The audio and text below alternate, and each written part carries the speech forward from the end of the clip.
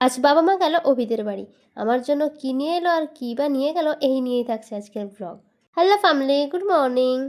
মরণের রোদে আমি এখন চলে এসেছি বাজারে। ভিডিও শুরুতেই বললাম আজ বাবা মা যাচ্ছে অভিদের বাড়ি, অর্থাৎ আমার হবু শ্বশুর বাড়ি। বাবার শরীরটা একটু খারাপ, সেই জন্য আমার বাবা মা দেখতে যাচ্ছে।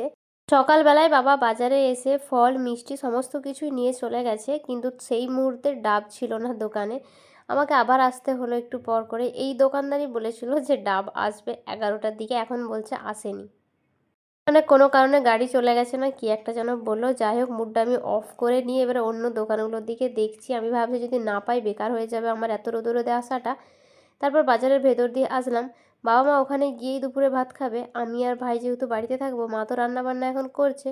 মাকে বললাম যে আজকে আর মাংস খাবো না, আমি মাছের ডিম নিয়ে আসবো। মাছের ডিম আমার ভীষণ পছন্দের। অনেক দিন হলো মাছের ডিম খাইনি, প্রায় 1 সপ্তাহের বেশি হয়ে গেছে। তাই আমি মাছের বাজারে ঢুকে পড়লাম। মাছের বাজারে দেখছি ভালোই কিচিরমিচির লেগেছে। এখানে অনেক রকম মাছের ডিম আছে, ওইদিকে সবগুলো দেখলাম, আমার একটাও পছন্দ হয়নি, নোংরার মধ্যে ছিল। তারপর আমি এইটা নিয়ে নিলাম এখান থেকে।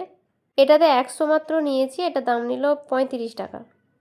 আমি ঠাকু আর ভাই মিলে খাবো, তার মধ্যে ভাই ভালো খায় না, আমি আর ঠাকুই মেনলি খাবো, ওটাতে অনেক হবে। দূর থেকে এই দোকানটা দেখতে পেয়ে আমি এলাম। এই দোকানটাতে দেখছি বেশ ভালো ডাব আছে, ভাবছিলাম তো পাবোই না, তারপর দেখলাম যে না, পেয়েছি এবং ভালো পেয়েছি। একদম কচি কচি ফ্রেশ ডাব। এখন ডাবের একটু সংকট চলছে, প্রায় দিন এলেই আমি বাজারে পাই না ডাব। আর সামনে আমাদের যে বড় বাজারগুলো আছে ওইখানেও নেই, দোকানদাররাই বলছে।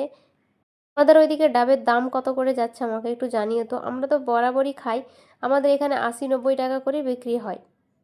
বড় হলেও ওই দাম আর ছোট হলেও ওই দামই। তারপর দোকান থেকে 4টে ডাব নিয়ে আমি এখন চলে এসেছি আমার গাড়ির কাছে। আমি রীতিমতো হাঁপাচ্ছি, এত গরম, আর গাড়িটা একটু দূরে রেখেছিলাম, 4টে ডাব নিয়ে আসতে আমার অবস্থা খারাপ হয়ে গেল। বাড়ি এসে স্নান টান করে ফ্রেশ হয়ে নিয়েছি, আর কি বিভৎস গরম। মাকে বলছিলাম যে তুমি এই শাড়িটা কেন পরেছো, মা বলছে গরমের জন্য একটা পাতলা শাড়ি পরেছি। সত্যি সত্যি বিভৎস পরিমাণে গরম। মা এদিকে ব্যাগ নিয়ে যাচ্ছে, আর এত হাসছিলাম আমি ব্যাগটা দেখে। অ্যাকচুয়ালি ওই ব্যাগটা ছাড়া ধরতো না অতগুলো জিনিস। এদিকে আমি ক্যাবলার মতো দাঁড়িয়ে দাঁড়িয়ে দেখছি। দূর থেকে অনেকেই ভাবে আমাদের আশেপাশের কিছু গিরগিটি মানুষজন যে আমি বোধহয় ওই বাড়িতে যাই, কিন্তু একদমই না, আমি আজ অবধি কখনো যাইনি আর যাবও না, একবারে যাব বলে। ওই বাড়ি থেকেও সবাই আসে আর এই বাড়ি থেকেও আমার বাবা মা যায়। ভগবানের আশীর্বাদে আমাদের দুই বাড়ির বন্ডিংটা এতটাই ভালো যে আমি যাওয়া বা না যাওয়াতে কোনো কিছু আটকে থাকে না, দুই বাড়ির মধ্যে যাতায়াত থাকেই। মানে বাবা মায়েদের অনেকটাই দেরি হয়ে গেছে, ওই বাড়ি থেকে বারবার ফোন আসছে। অ্যাকচুয়ালি দোকানের চাপের জন্য বাবা বেরোতেই পারছিল না, এখন ওই 1:30টার মতো বেজে গেছে। আর বাবা মা কোথাও চলে গেলে আমার একদম ভাল লাগে না। এই যে যাচ্ছে, আমি কতবার যে ফোন করব তার কোনো ঠিক নেই। খাওয়া দাওয়া করছিলাম, উঠে নিয়ে দেখি মুষলধারে একদম বৃষ্টি পড়ছে। একটু আগে এর থেকেও বেশি বৃষ্টি হচ্ছিল, প্রচুর বৃষ্টি। আর আমার তো টেনশন হচ্ছে যে বাবা মা আসতে পারবে কিনা, না আসতে পারলে তো আমার মুডটা একদমই অফ হয়ে থাকবে। ওই যে বললাম বাবা মাকে ছেড়ে আমার একদম ভালো লাগে না। বিকেলবেলা উঠে নিয়ে দেখছি বৃষ্টিটা থেমে গেছে। ভাইকে পাঠিয়েছিলাম একটু দোকানে, ভাই ওখান থেকে আমার জন্য দুটো ম্যাগি এনেছে, আর ওকে বলেছিলাম একটা কেক আনতে, আমার ভীষণ মিষ্টি কিছু খেতে মন যাচ্ছে আজকে। তো ও একটা পুচকি পানা কেক এনে দিয়েছে। এরপর ফোন করে জানতে পারলাম যে বাবা মা বেরিয়ে গেছে, 25 থেকে 30 মিনিটের মতো লাগবে, আর আমি ওই জন্য রাস্তাতেই দাঁড়িয়ে আছি। বোর হয়ে যাচ্ছি ভাই আমি দাঁড়িয়ে দাঁড়িয়ে, তাই ফুলগুলোকে কুড়িয়ে আরও একটা ফুল বানিয়ে ফেললাম, এখনও আসেনি। অনেকক্ষণ দাঁড়িয়ে থাকার পর ফাইনালি আমার গাড়ির আওয়াজ আমি পেয়েছি, চলে এসেছে বাবা মা। এখন আমার মনের মধ্যে একটা শান্তি এলো। এবারে আমার জন্য কী নিয়ে এসেছে তোমাদেরকে সেটা দেখাবো, আর আমি নিজেও দেখবো, কিছু না কিছু তো আমার জন্য ওই বাড়ি থেকে আসবেই।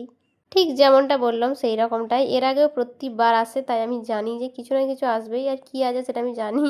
ওপর থেকে দেখতে পাচ্ছি আছে হচ্ছে মটন। আমি যেহেতু খুব ভালো খাই মটনটা, তাই আমার জন্য প্রত্যেকবারই বাবা পাঠিয়ে দেয়, স্পেশালি নিজে হাতে রান্না করে।